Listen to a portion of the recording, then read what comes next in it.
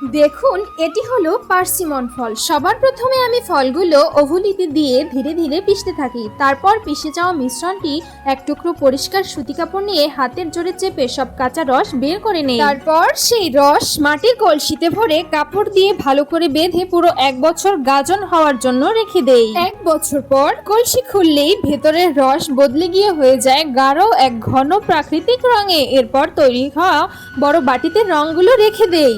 অন্যদিকে কড়াইয়ে লাল চন্দন এর টুকরো জলে ফুটিয়ে তৈরি করি গাঢ় লাল রং। তারপর সাদা কাপড়ে সেই রঙে ডুবিয়ে ভালো করে রাঙাই আর খোলা আকাশে শুকোতে দেই। সেই লাল কাপড় সেলাই করে তৈরি করি পোশাক। এবার সোনালী গুঁড়োর এক প্রকার রং মিশিয়ে গাঢ় সোনালী রং তৈরি করি। এই রঙের জলের ওপর এক ফোঁটা দিয়ে আলতো করে কাপড়গুলো ডোবাই। তৈরি হয়ে যায় সুন্দরী এক পাহাড়ি পোশাক। তো তোমাদের ভিডিওটা কেমন লাগলো অবশ্যই জানাবে কমেন্টে। আর আমার OMG3 চ্যানেলটি সাবস্ক্রাইব করতে ভুলো না বন্ধুরা।